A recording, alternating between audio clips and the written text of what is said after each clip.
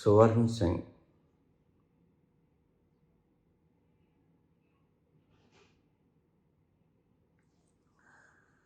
राजस्थान से।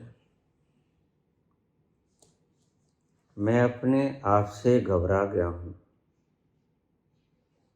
मुझे ए जिंदगी दीवाना कर दे।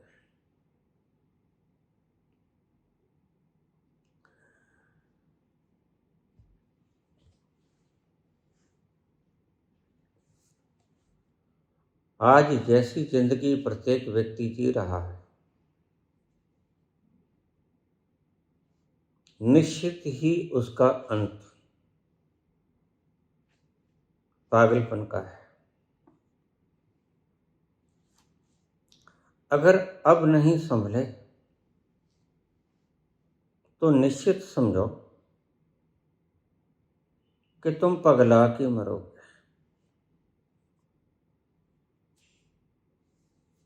मैं अपने आप से घबरा गया हूँ।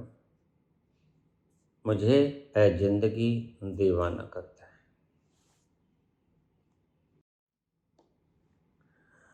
सोशल मीडिया पर हजारों करोड़ों अकाउंट्स, तरह तरह के रंग बिरंगे लेख, तरह तरह की आवाजें, तरह तरह का स्वाद। कोई वेला था जिस वक्त में हम आनंद की जिंदगी जिया करते थे। काश वो तुम्हें आज सपने में भी मिल जाए तो शुभ है। हमने वो जिंदगी वास्तव में जी है। ठहरा हुआ समय, ज्यादा अंकाक्षाएं नहीं थी। सोशल मीडिया का जमाना नहीं था। पढ़ने के लिए कुछ किताबें लाइब्रेरी में हुआ करती थी और वो किताबें ऑथेंटिक थी। मुंशी प्रेमचंद का गोदान पढ़ लिया, विलियम शेक्सपियर का, डियर टॉलस्टॉय का, अलेक्जेंडर पोप का, कोई अमृता प्रीतम की,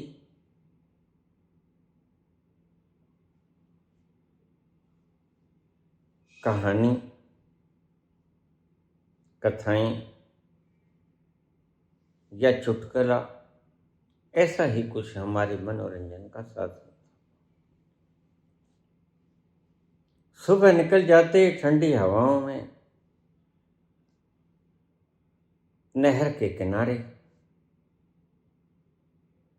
क्रिया जो करते, लंबा लंबा सांस लेते, दौड़ भी लेते, आराम भी कर लेते, वहीं स्नान भी कर लेते।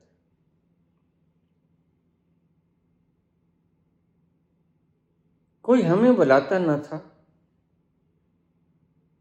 पुजारी मंदिर को बंद करके घर चले जाते और चाबियां मुझे दे जाते। मैं जब भी घर जाऊं, फिर चाहे 1 बजा हो, चाहे सांझ के 3 बजे हो,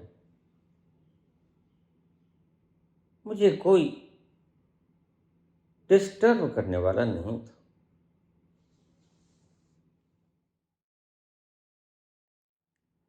तुमने जो लिखा है पुत्र,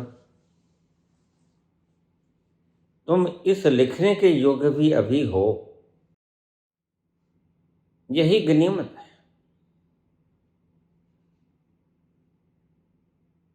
अन्यथा यह लिखने के लिए भी कुछ समझदारी होनी चाहिए।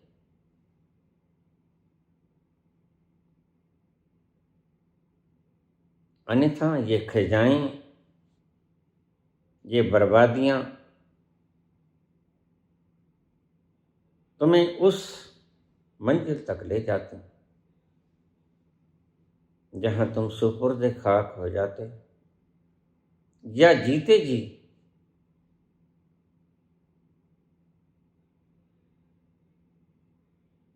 तुम विनष्ट हो जाते हैं। आज प्रत्येक व्यक्ति श्वास ले रहा है लोहार की धोकने की तरह, लेकिन उसमें प्राण नहीं।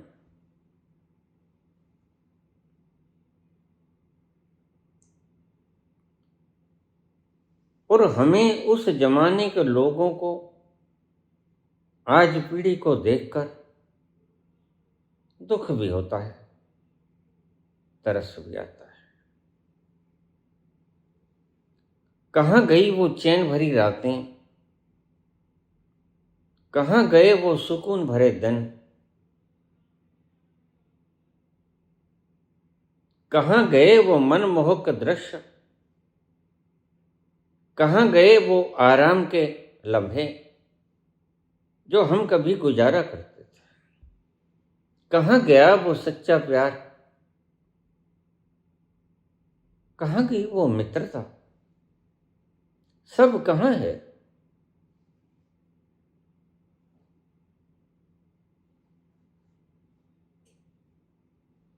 चंद सिक्कों की खनखनाहट में शमशान की भेंट चढ़ गया सब, कब्रिस्तान हो गया सब। आज तो राख भी ना बची, ऐसा जमाना आ गया।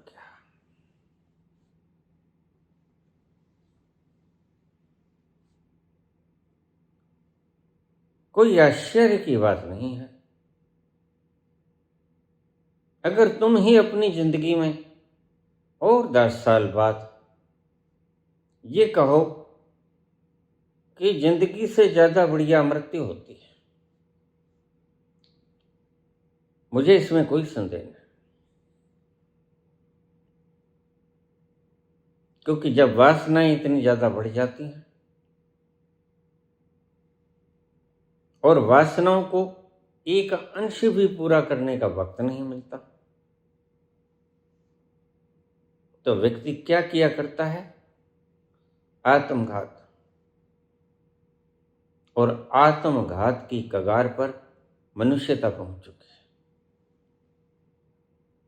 तुम चारों तरफ देखना, अगर तुम थोड़े से भी शांत हो, तुम प्रकृति की गोद में हो, तो तुम देखना इन शोरगुल से भरे हुए बाजारों को,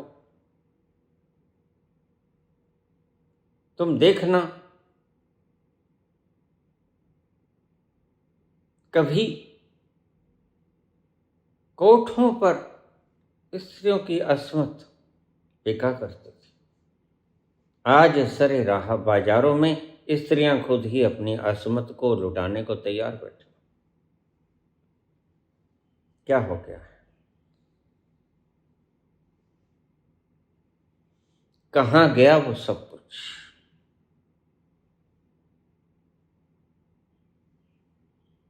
किसने बिगाड़ा ये माहौल?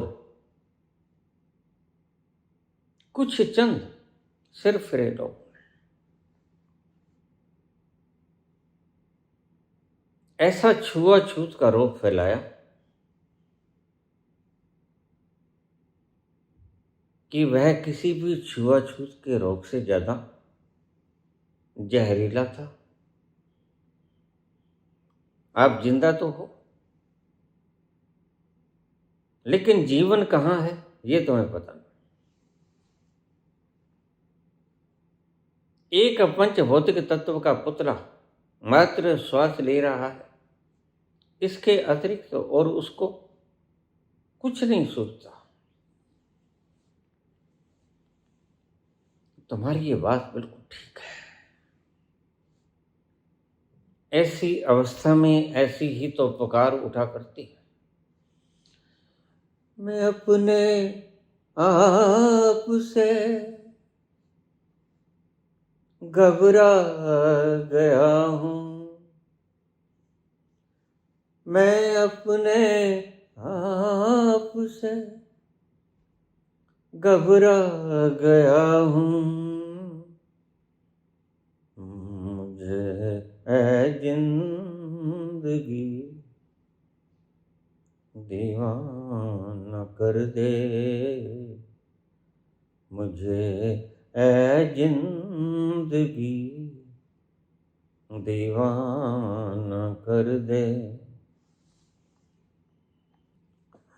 कहाँ से ये फरेबे आरज़ू मुझको कहाँ लाया,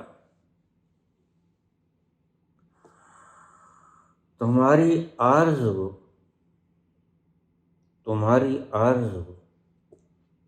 एक फरेब है, तुम्हारी वासनाएं धोखा है। ऐसे नहीं है कि वासनाएं तुम्हें धोखा देती हैं, थोड़े अर्थ गहरे। तुम्हारी वासनाएं ही धोखा है। कहाँ से ये फरेबे आरज़ू मुझको कहाँ लाया, जिसे मैं पूजता था आज तक निकला वो एक साया। तुम जहाँ जाना चाहते थे, सोचा था कि वह सच होगा, लेकिन वह तो एक परछाई निकली, साया निकला। जिसे मैं पूजता था आज तक निकला वो एक साया। मेरी आरज़ू मुझे कहाँ लेके आ गई। सारी दुनिया आरज़ुओं की कालिख में आज गुम हो गई है, इसलिए आज तुम श्वास तो ले रहे हो, लेकिन तुम्हें जिंदा कोई नहीं कह सकता। बस मात्र जैसे लोहार की धोकनी, जा घट प्रेम न संचर है, सो घट जान मसान।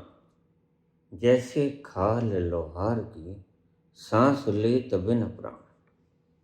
लोहार की जो खाल होती है वो सांस तो लेती है, लेकिन उसमें प्राण नहीं होता। ऐसे ही तुम उलझ गए हो, तुम्हें पता ही नहीं जिस रास्ते पे तुम चल रहे हो वो रास्ता जाता कहां तक है, क्या है मंजिल और कौन सा है रास्ता, ये तुम्हें खुद ही मालूम नहीं। कोई चला रहा है और तुम मात्र चले जा रहे हो। फुटबॉल के उस खिलाड़ियों की तरह जिंदगी तुम्हें लातें मारती है और तुम इधर से उधर, एक गोल से दूसरे गोल तक भटकते हुए रह जाते हो। बस यही तुम्हारी जिंदगानी है। कहाँ से ये फरेबे आरज़ू मुझको कहाँ लाया, जिसे मैं पूछता था आज तक निकला वो एक साया। खता दिल की है, मैं शर्मा गया हूँ, ये मेरे दिल का ही कसूर है कि मेरे दिल ने आरज़ू की और दिल को पता नहीं होता कि आरज़ुएं कभी पूरी नहीं होती। यह वो मंजिल है जो कभी किसी ने पाई नहीं। आरज़ुओं की मंजिल रास्ते में ही फना हो जाया करती है। खता दिल की है, मैं शर्मा गया हूँ, मैं अपने आप से घबरा गया हूँ। मुझे ऐ जिंदगी दीवाना कर दे, मांगने की जरूरत नहीं, तुम खुद ही पागल हो जाओगे। बड़े ही शौक से एक ख्वाब में खोया हुआ था मैं, बड़े ही शौक से एक ख्वाब में खोया हुआ था मैं। अजब मस्ती भरी एक नींद में सोया हुआ था मैं, अजब मस्ती भरी एक नींद में सोया हुआ था मैं। खुली जब आंख तो थर्रा गया हूँ, खुली जब आंख तो थर्रा गया हूँ। मैं अपने आप से घबरा गया हूँ, मुझे है जिंदगी दीवाना कर दे। पुत्र स्वर्ण सिंह। तुम जो भी कुछ कर रहे हो, whatever you are doing, वह एक छलावा है। उसे तुम चाहे परमात्मा का नाम जपना कह लो, चाहे संसार के सिक्कों को जोड़ना कह लो, जमीन जायदादों को कागजों की लकीरों के ऊपर खींचना कह लो, या कुछ निगाहें किसी गद्दियों पे जमाना कह लो, सब छलावा है, सब छलावा है।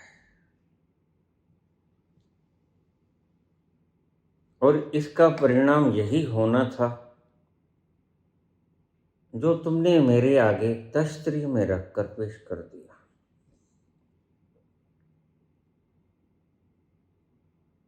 तो अब तुम्हें क्या करना चाहिए? सुबह से शाम तक, बच्चे से बुढ़ापे तक,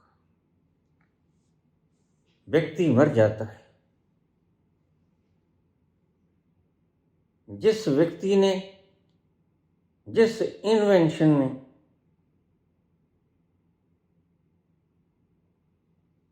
इस बैरी का निर्माण किया, जिस बैरी को हम इंटरनेट कहते हैं, सोशल मीडिया कहते हैं, तुम कहते हो जिंदगी को आसान कर दिया, मैं कहता हूं जिंदगी को बर्बाद कर दिया।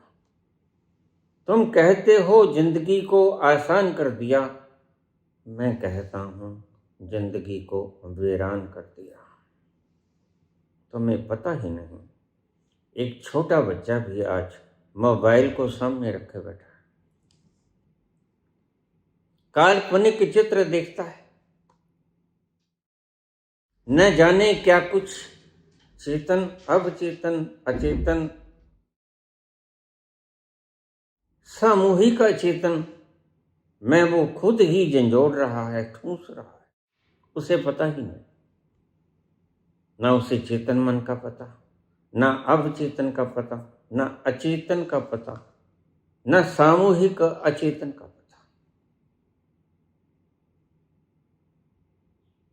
क्योंकि माँ बाप अपना पीछा छुड़ाने के लिए उसके हाथ में मोबाइल दे देते हैं।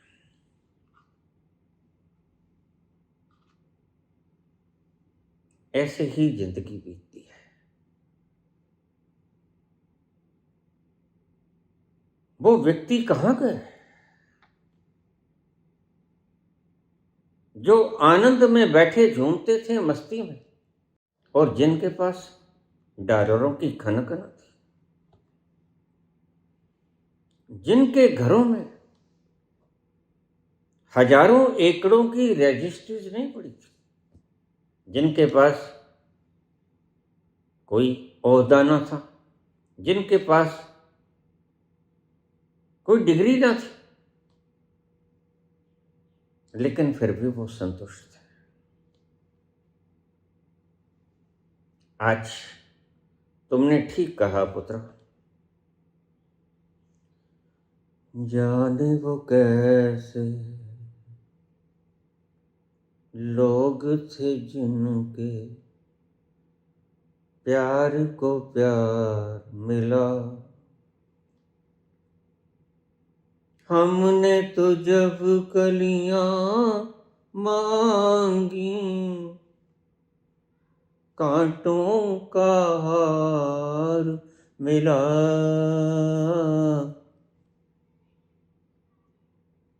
जाने वो कैसे लोग थे जिनके प्यार को प्यार मिला,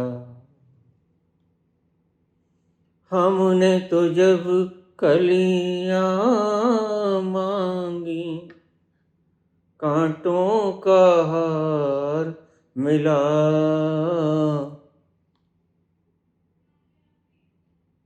जाने वो कैसे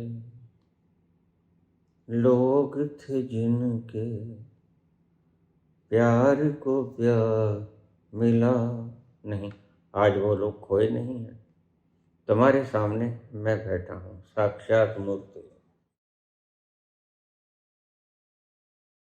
हमारे प्यार को बृहद प्यार मिला,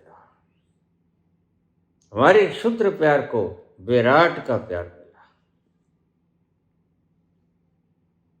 हमारे क्षुद्र प्रेम को विशाल का प्रेम मिला। हम क्षुद्र से विराट हुए, अभी अभी गुम नहीं हुआ है बीज, कोई कोई दिया कहीं हजारों कोसों पर जल रहा है। मुझे देख लो,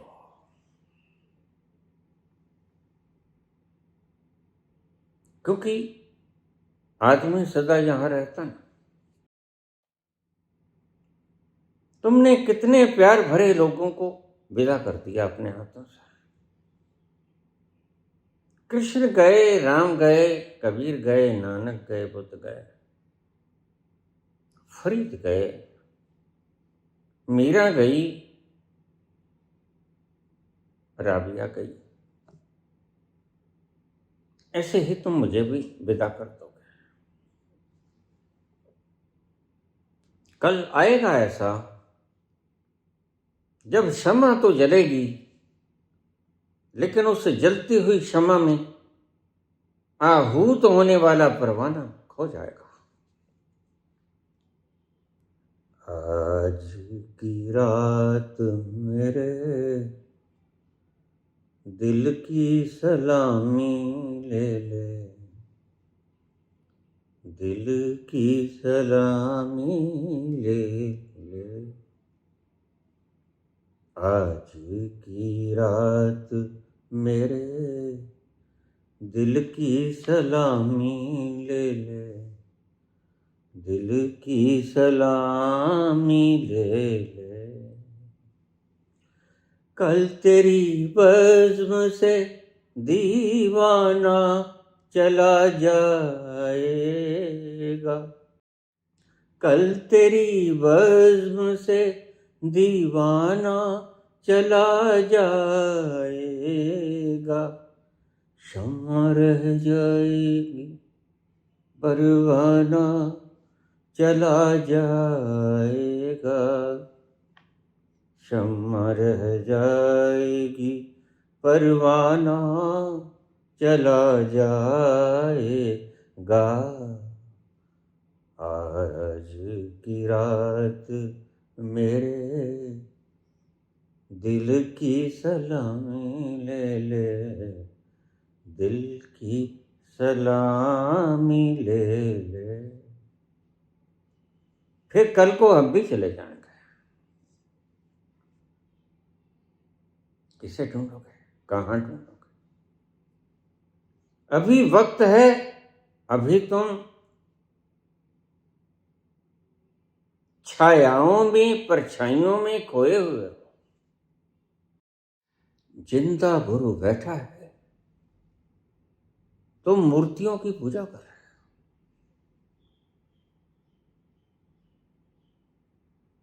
जिंदा गुरु मौजूद है, तुम मूर्तियों की, पंच भौतिक तत्वों की पूजा कर रहे हो। और जब यह प्राण इस पंच भौतिक तत्व में से निकल गए तो तुम्हारी आंखें खुलेंगी। फिर तुम सोचोगे कहाँ जाएं। ना कोई रास्ता दिखाई पड़ता, ना कोई मंजिल समझ में आती। अंधकार है चारों ओर, घुप अंधेर है। अमावस्या की काली रात है, घने मेघ काले छाए हुए। कुछ सोचता नहीं, कुछ देखता नहीं।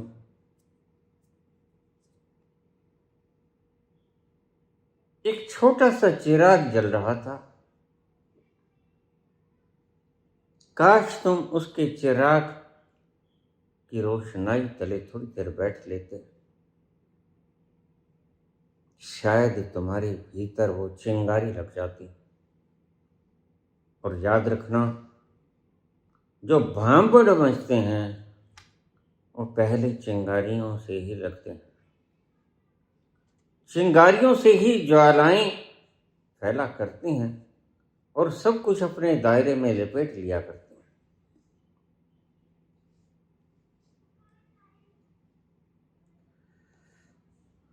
तुम जरूर पूछोगे पुत्र कि अभी मुझे क्या करना चाहिए।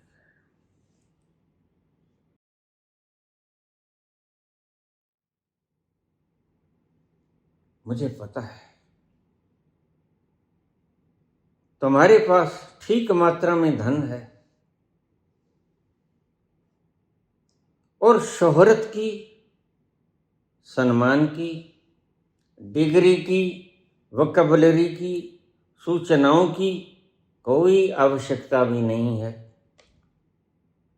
जो तुम्हारा असली मुकाम है जिंदगी का। मत लगो इन आचार्यों के पीछे जो कहते हैं कि तुम्हारा कोई मकसद नहीं।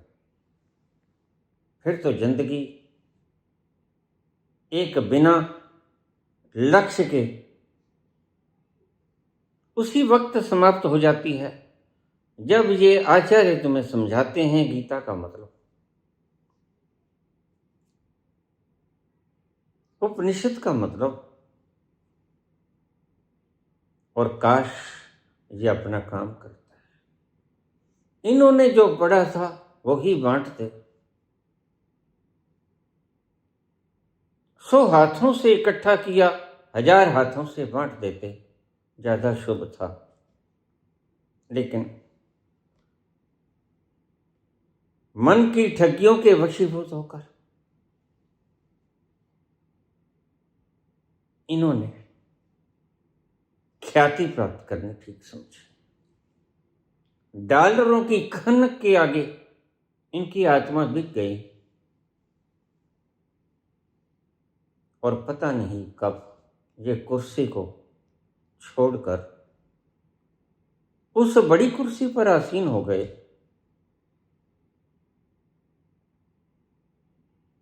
जिसको इन्होंने समझा था कि यहां सुख ज्यादा है। ध्यान रखना, सुख कुर्सियों में नहीं होता, सुख महलों में भी नहीं होता, बड़ी कारों में भी नहीं होता, बड़े बंगलों में भी नहीं होता, सुख बड़े नाम में भी नहीं होता, सुख बहुत ज्यादा वोकैबुलरी और बहुत ज्यादा सूचनाओं को इकट्ठा करने में भी नहीं होता। सच पूछो तो वह तो एक भार है दिमाग पर, न्यूरॉन्स का भार। जिन्होंने जाना उन्होंने महसूस किया कि यह सूचनाएं एक भार है, ये सूचनाएं एक भीड़ है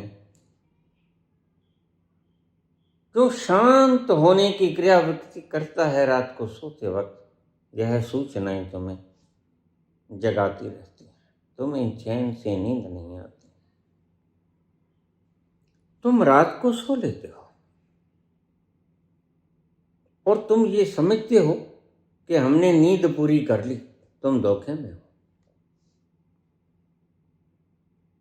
ध्यान रखना, ये न्यूरॉन्स के ऊपर सूचनाओं का बोझ तुम्हें पता नहीं होता।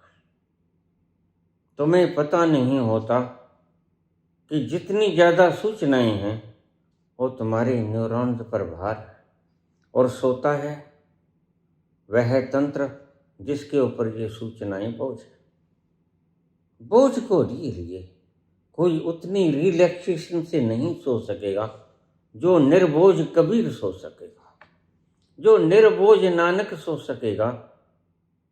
उतना बोझ लिए लिए ये सर नहीं सो सकेगा, आचार्य नहीं सो सकेगा, यह ख्याति प्राप्त या यह पद आसीन CM PM नहीं सो सकेगा।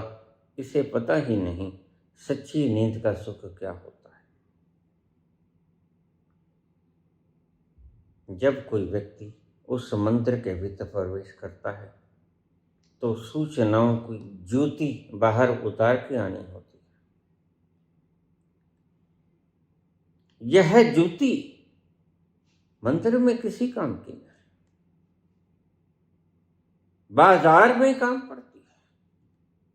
यह तुम्हें कांटों से बचाती है, सड़क पर पड़े हुए ठीकरों से बचाती है। लेकिन मंदिर के भीतर इनका कोई मतलब नहीं होता, इनकी कोई जरूरत भी नहीं होती। मंदिर में प्रवेश करते वक्त यह बूट, यह चप्पल, यह सैंडल, यह सब उतार के जाना पड़ता है।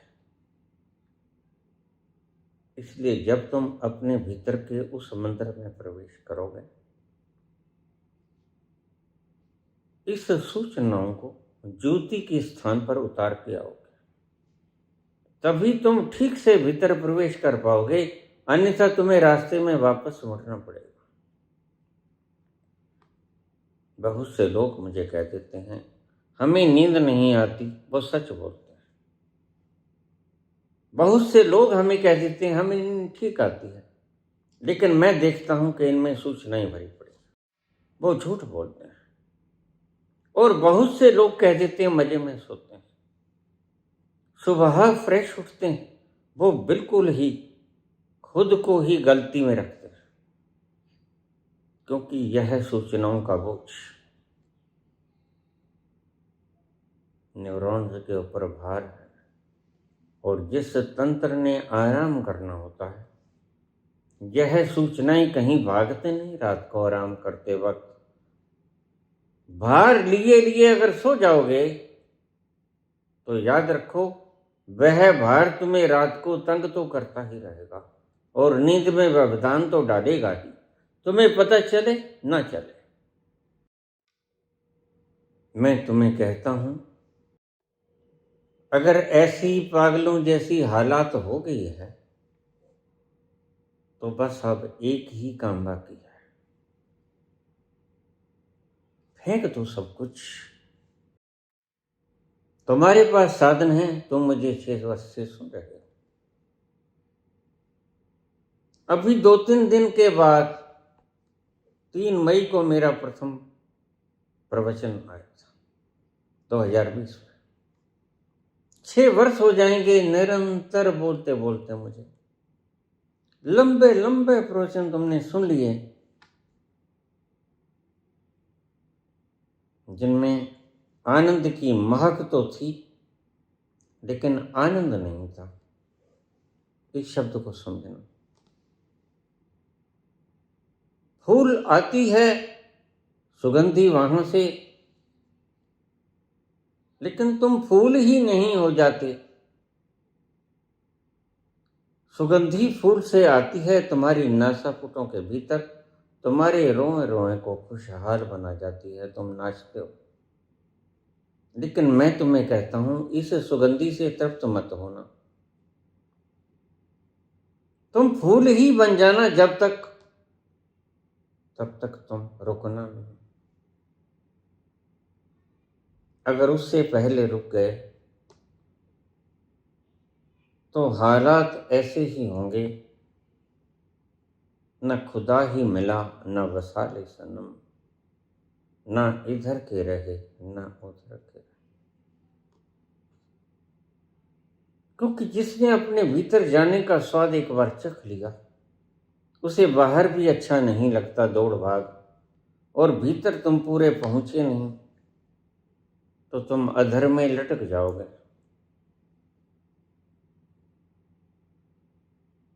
यह बड़ी मुसीबत वाली स्थिति होगी। तुमने मुझे बहुत सुन लिया, और जिसने भी मुझे सुन लिया मैं मुझे उस व्यक्ति को नेक मशवरा देना चाहता हूं, क्योंकि मैं तुम्हें भीतर से खुशहाल देखना चाहता हूँ, बाहर से नहीं। बाहर से तो कोई कितना भी खुशहाल हो जाए, वो खुशहाली एक साए की तरह होती है, और साया एक दिन विदा हो ही जाया करता है। बाहर की खुशहाली तुम जोड़ोगे, और लाखों बार तुमने सुना, सभी संतों से सुना, सब यहाँ छोड़ के जाना होता है। यही तो तुम्हारा इम्तिहान है कि तुम परीक्षा में पास नहीं हो गए। परमात्मा ने तुम्हें संसार की पाठशाला में भेजा था। तुम उस पाठशाला की सभी कक्षाओं को उत्तीर्ण नहीं कर सके, वर्ण तुम अभी तक अनुत्तीर्ण हो। कभी कहीं भटक गए, कभी कहीं भटक गए। मामला ये है कि तुम अधर में लटक गए।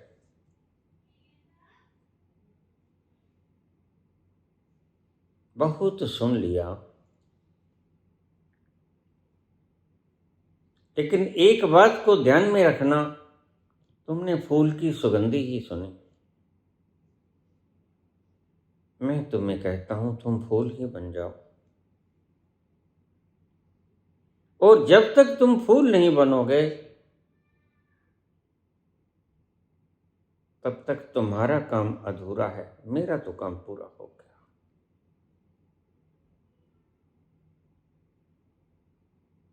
मैं तुमसे कहता हूं,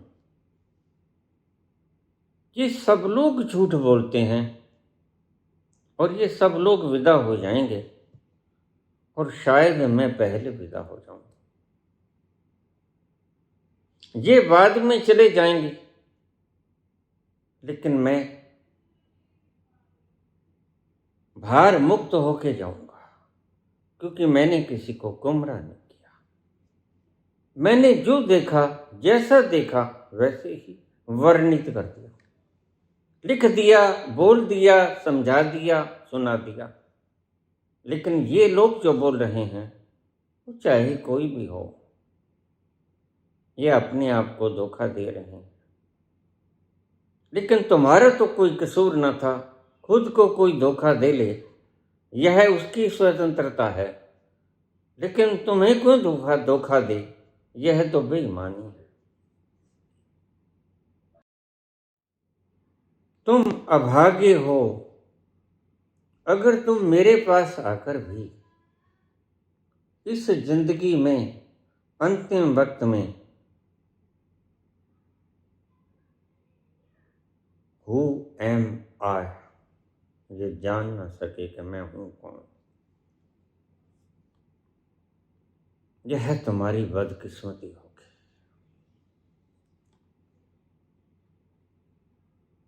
अगर तुम अपने को जाने बिना मर गए,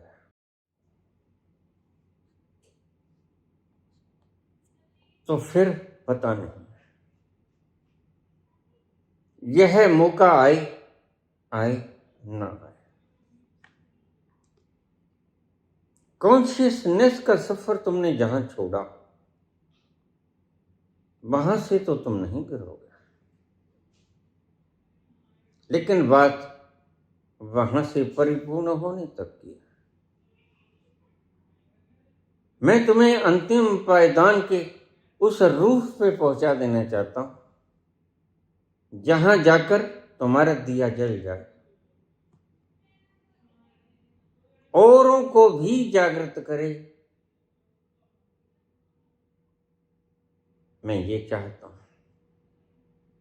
अगर तुम इतना जल ही गए हो अब, और मैं देख रहा हूं, तुम में बड़ा परिवर्तन आया है। तुम मस्ती के आगोश में हो। बहुत से लोग मीठी धुनी अनंतनाथ की सुन रहे हैं। बहुतों ने प्रतिक्रिया करना बंद कर दिया है या कम कर दिया है। बहुतों ने ज्यादा जोड़ना बंद कर दिया है। बहुतों ने मूर्खताएं मूढ़ताएं बंद कर दी। है।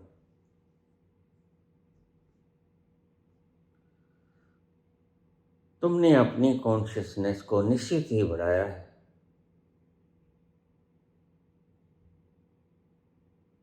तो मुझे ज़्यादा आनंद आता है जब मैं तुम्हें इस हालात में देखता हूँ। पुनः पुनः तुम मेरे पास आते हो और मैं तुम में ज़्यादा सुधार पाता हूँ। मुझे तुम्हारा ऑरा ज़्यादा सफ़ेद आनंद झूमता हुआ दिखता है, तो मुझे भी संतोष होता है। काश तुम भी इसी संतोष को ग्रहण करने के योग्य हो जाओ। तुम भी अपने भीतर का दिया जला लो। अभी बुझता हुआ चिराग है ये। जब तक मेरा दीप जलता है तब तक तुम्हें बड़ी आसानी है, क्योंकि तुम ऐसे प्रश्न भी आएंगे तुम्हारी जिंदगी में, कभी कभार आते हैं, जिसका हर एक जीवंत गुरु ही दे सकता है, शास्त्र नहीं दे सकता। और जीवंत गुरु याद रखना कभी कभी मिलता है। प्रत्येक व्यक्ति जो जीवंत है वह अपनी गद्दी क्यों देके जाता है किसी को? इसीलिए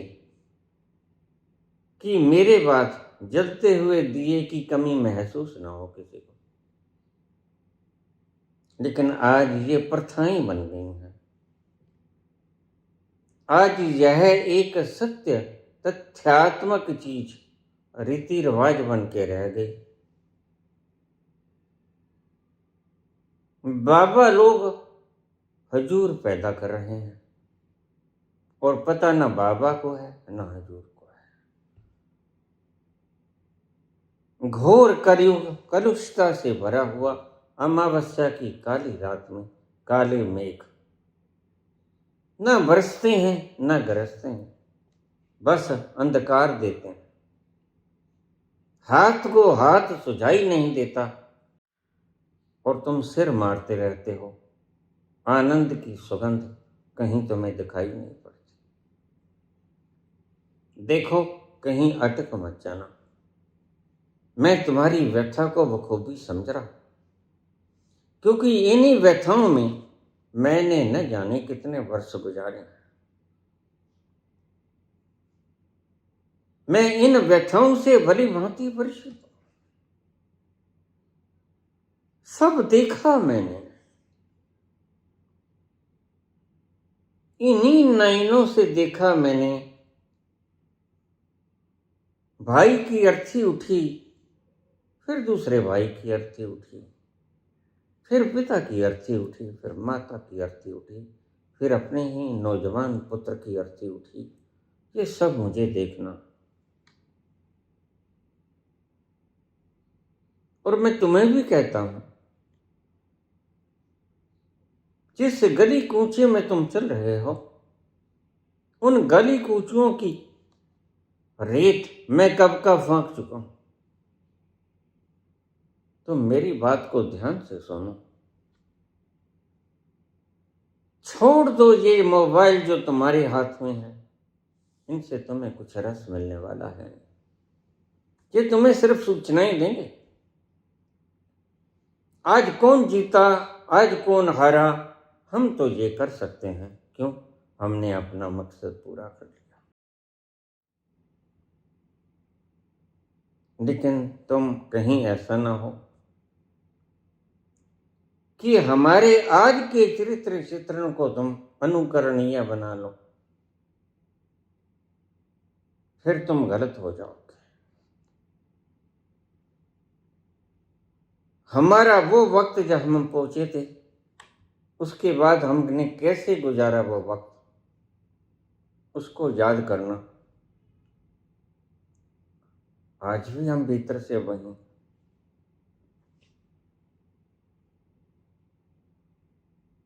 लेकिन अगर कोई हमें प्रश्न करते कि आप तो पहुंच गए और हम तो भूखे पेट हैं, तो बात उनकी जायज है, बात कबीर की भी जायज है। लेकिन आपके लिए जायज नहीं। स्वर्ण सिंह, तुम्हारे पास आज की घड़ी सब कुछ है।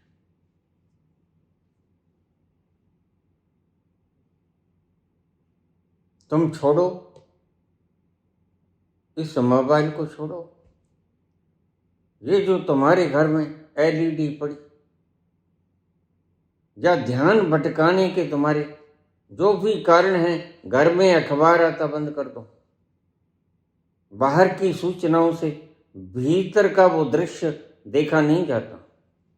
बाहर की सूचनाएं रोज हर पल बदलती, लेकिन भीतर का वो दर्शन अपरिवर्तनीय है, कभी नहीं बदलता, नॉन चेंजेबल। वो स्थिर है, वो कंपता भी नहीं, अकंप है। वो कहीं आता जाता भी नहीं, वो ठहरा है और सदा ठहरा रहेगा। तुमने वहां जाना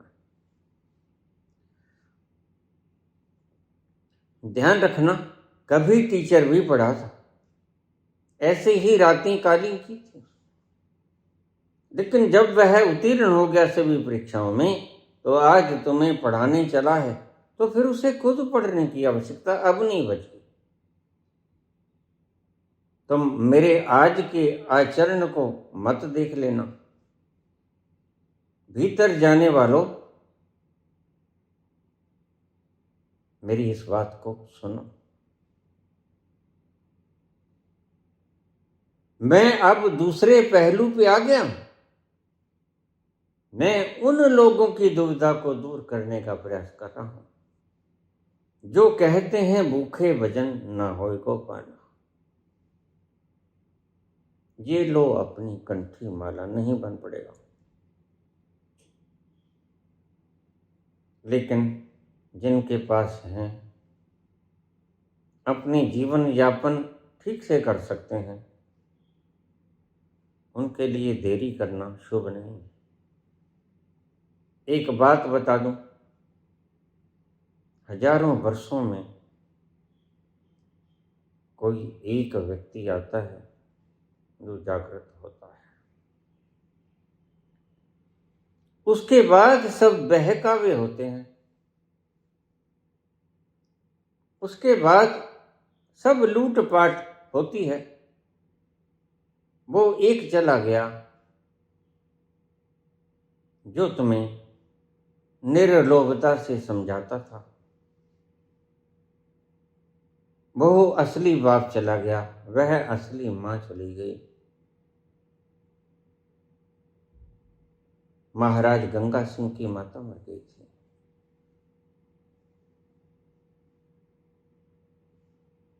आसपास की स्त्रियां महाराज गंगा सिंह बहुत बड़े कठोर दिल के आदमी थे, लेकिन माता के प्रति बड़ा स्नेह था। राजा को कठोर होना भी चाहिए, लेकिन उसका हृदय माता के समान कोमल भी होना चाहिए। मस्तिष्क उसका राजा के समान कठोर ही होना चाहिए। यही राम ने दिखाया सीता को वनवास देते वक्त, लेकिन फैसला गलत था।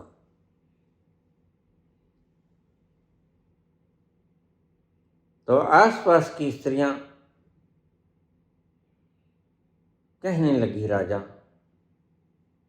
तुम्हारी आंखों में आंसू शोभा नहीं देता, हम हैं, हम तुम्हारी माता ही हैं। राजा तुम चिंता मत करो, हम तुम्हें मां सा प्रेम देंगे, मां सी करुणा बहाएंगे, मां सी वात्सल्य प्रेषित करेंगे, तुम रो मत।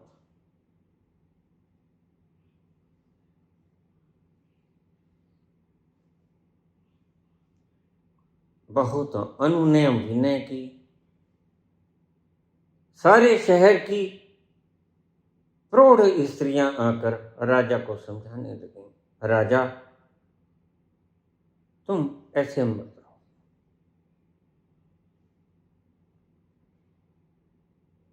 तुम्हारा रोना शुभ नहीं लगता, हम बैठे हैं अभी, हम तुम्हारी मातृ समान ही तुम्हें वात्सल्य प्रदान करेंगे।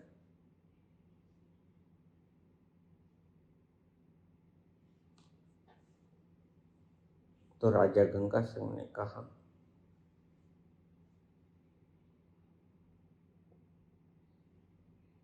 हे मेरी माताओं, तुमने ठीक वचन बोला। तुम मुझे मातृ समान वात्सल्य प्रदान कर दोगी निस्संदेह।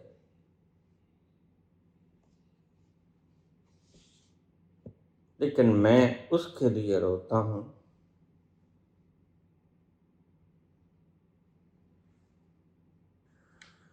जो मुझे गंगू कह के बुलाती थी।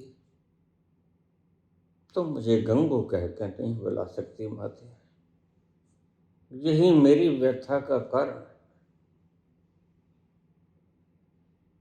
तुम मुझे फिर भी राजा जी ही कहोगी, क्योंकि तुम मेरी प्रजा हो, वह मेरी मां थी। उसकी कोख ने मुझे जन्म दिया था माते।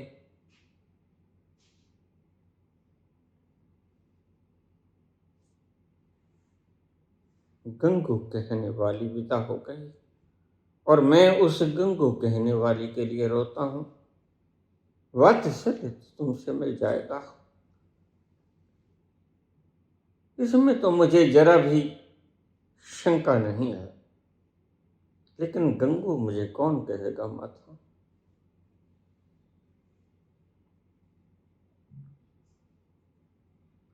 यही मैं तुमसे कहता हूं स्वर्ण सिंह,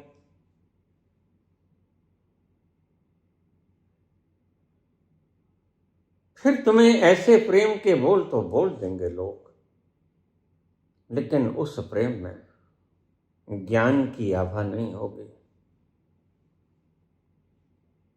उस प्रेम में विराट का दर्शन नहीं तुम्हें होगा, क्योंकि उन्हें स्वयं ही विराट का दर्शन नहीं हुआ। या तो कोई ऐसा खोज लेना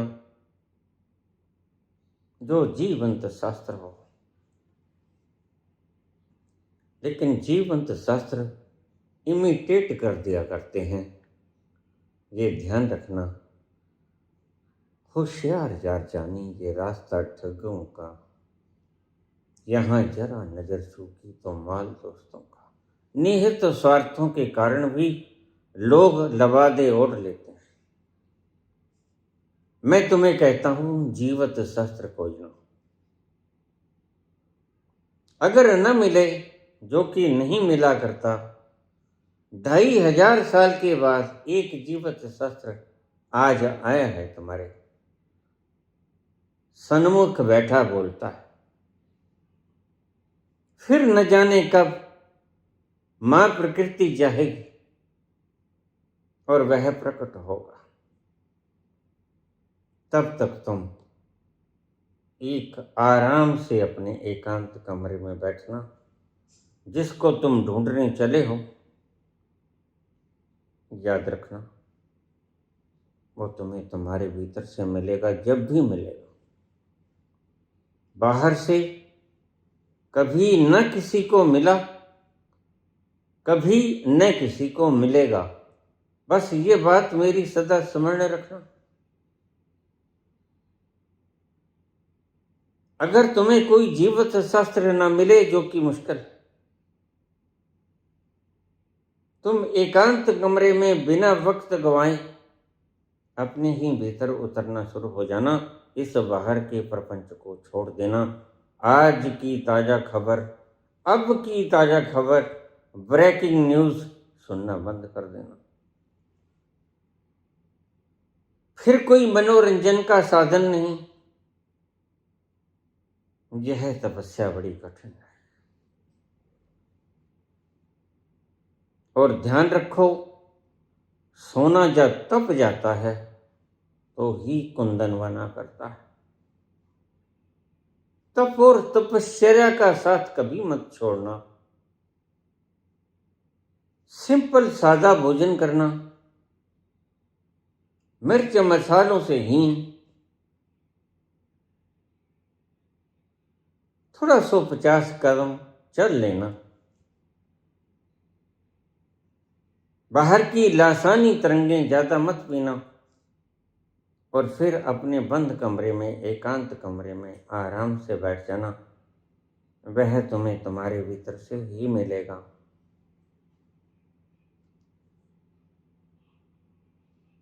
जब भी मिला है, जिसको भी मिला है, एक ही तरीका है और वो तरीका है अपने भीतर उतर के मिला है। किसी ने नहीं उसे मिलवाया। कोई माध्यम तो बन सका है, लेकिन कोई संग नहीं गया है। मेरे जाने के बाद या मेरे रहते हुए भी तुम्हें अगर मिलेगा तो मिलेगा तुम्हें तुम्हारे भीतर से। फिर मैं रहूं या ना रहूं, तुम्हें तुम्हारे भीतर से मिलेगा। तो छोड़ दो ये सब, फेंक दो इन मोबाइलों को। ये तुम्हारे लिए विष समान है। जैसा विष पी लिया वैसे एक एक क्षण तुम अपना विष पीकर गुजार रहे हो। मुश्किल तो लगेगा, लेकिन जो तुम पाने चले हो उसके लिए कुछ भी खोना कम है। जो पाने चले हो बृहद, विराट, विशाल, उसके लिए कुछ भी दांव पे लगा देना कम है। याद रखना,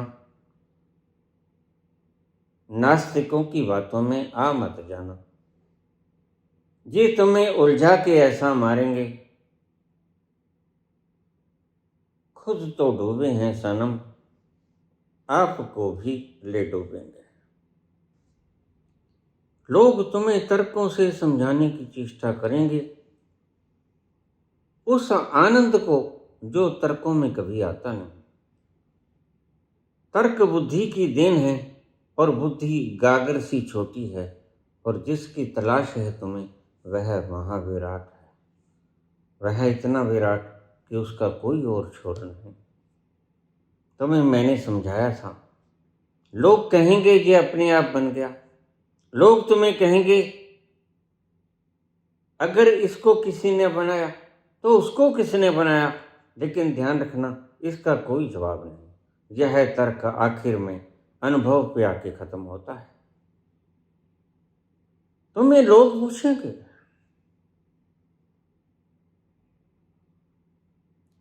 दुनिया वाले पूछें, मुलाकात हुई, क्या बात हुई।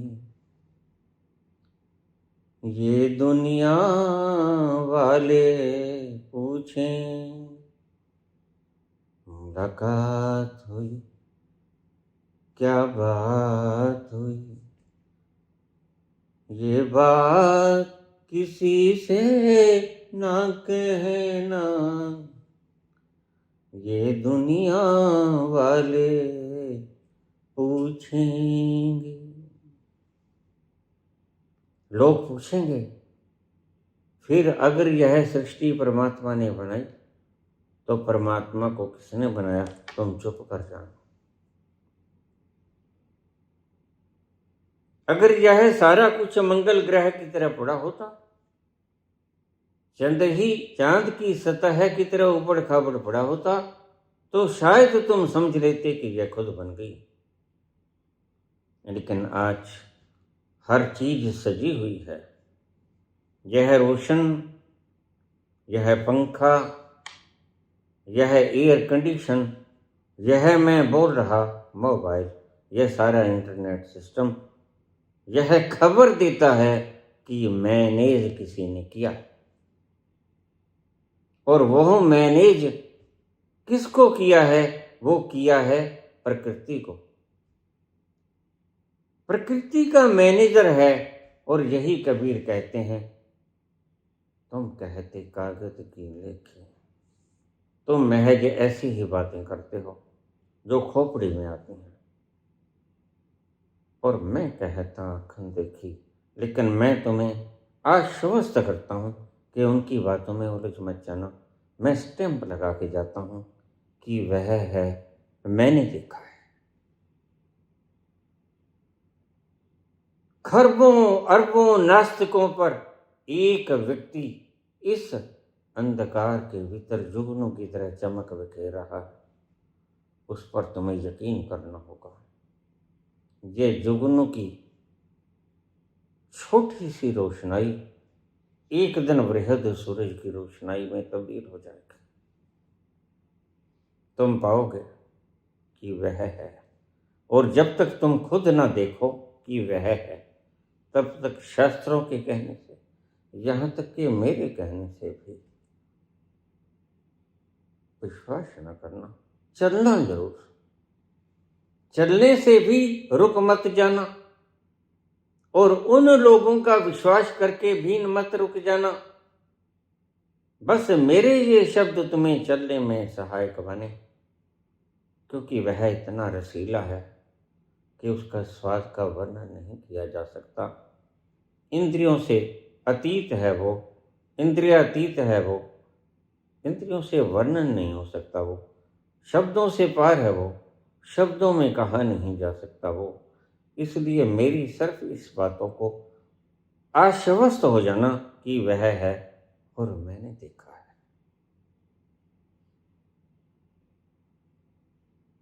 तुम एक कमरे में बैठ जाओ, क्रिया योग करो, तुम देखो तुम्हारे भीतर मस्ती आनी शुरू हो जाएगी। तुम जिंदगी की आफतों को आसानी से झेलना शुरू कर दोगे। ऐसा नहीं कि आफतें नहीं आएंगी, आफतें तो आएंगी, लेकिन आफतों को आसानी से झेलना शुरू कर सकोगे तुम, यह कीमती बात है। रोग तो आएंगे, लेकिन बात यह है कि तुम्हारी इम्यूनिटी बढ़ जाएगी, सहन शक्ति बढ़ जाएगी। तुमने सहन शक्ति को बढ़ाना है, रुक नहीं जाना है।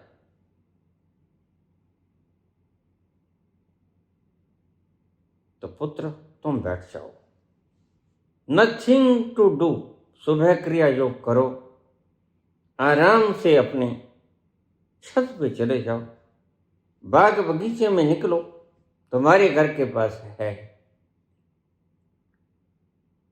ऊंचे ऊंचे श्वास लो, जब थक जाओ तो आकर बैठ जाओ, नींद आई तो सो जाओ, उठो स्नान ध्यान कर दो, नाश्ता कर लो, फिर न कुछ करने में बैठ जाओ। तुम्हारे पास साधन हैं, मैं जानता हूं।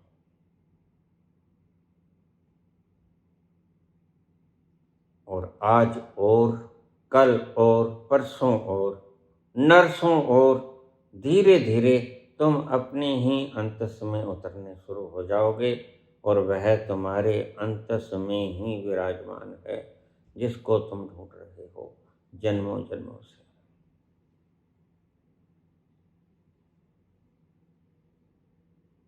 भटक मत जाना,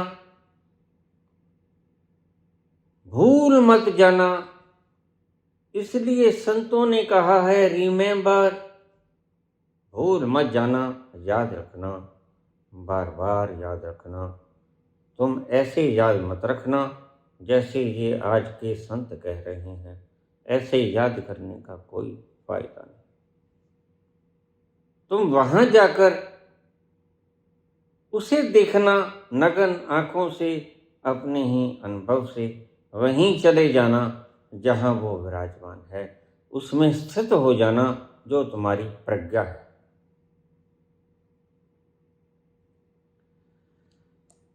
सर्वव्यापी सदा अलेपा, सबके भीतर व्यापक है वो, और अलेप है, निर्लेप है।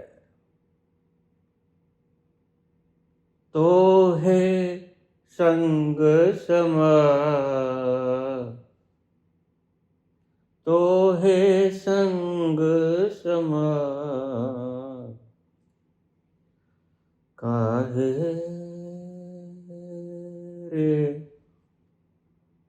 बन खोजन जाए। मन खोजो, पदार्थ में खोजो, मान सम्मान में खोजो, गद्दी में खोजो, पुत्र पौत्रादि में खोजो, वासनाओं में खोजो, दौड़ धूप में खोजो, है नहीं वहां, मिलेगा भी।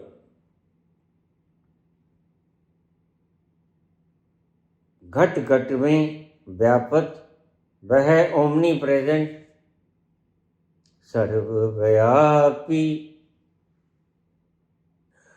मुझे भी मत सुनो, मुझे भी सुनोगे तो तुम्हें सुनने की लत लग जाए। अब तुम्हें मैंने सब बोल दिया, 6 वर्ष में मैंने कोई कमी नहीं छोड़ी। परिपूर्ण हृदय से बोला, परिपूर्ण प्राण मैंने झोंक दिए, अब कुछ बाकी न रहा। इसलिए तुम सब छोड़ दो, यहां तक कि मुझे भी छोड़ दो, और तुम बिल्कुल मुक्त हो जाओ, क्योंकि वह मिलेगा तुम्हें तुम्हारे भीतर से। यहां आने की जरूरत तब तक थी जब तक तुम भूल जाते थे, तो मेरे पास आकर तुम्हें पुनः स्मरण हो जाता था कि हाँ वो है। लेकिन अब तुम्हें स्मरण है, मैं तुम्हें अच्छी तरह जानता हूं। अब तुम अपने भीतर बैठ जाओ, कुछ न करो, अपने रोजमर्रा के काम, और फिर उसके बाद न कुछ करने में निकल जाओ। एक दिन आएगा जो तुम्हें निहाल कर जाएगा, जो तुम्हें विराट कर जाएगा, जो तुम्हें उस आनंद से भर जाएगा। वह सागर तुम पे बरसेगा और तुम्हारी बूंद को सागर के भीतर अंतर्निहित कर देगा, मर्ज कर लेगा।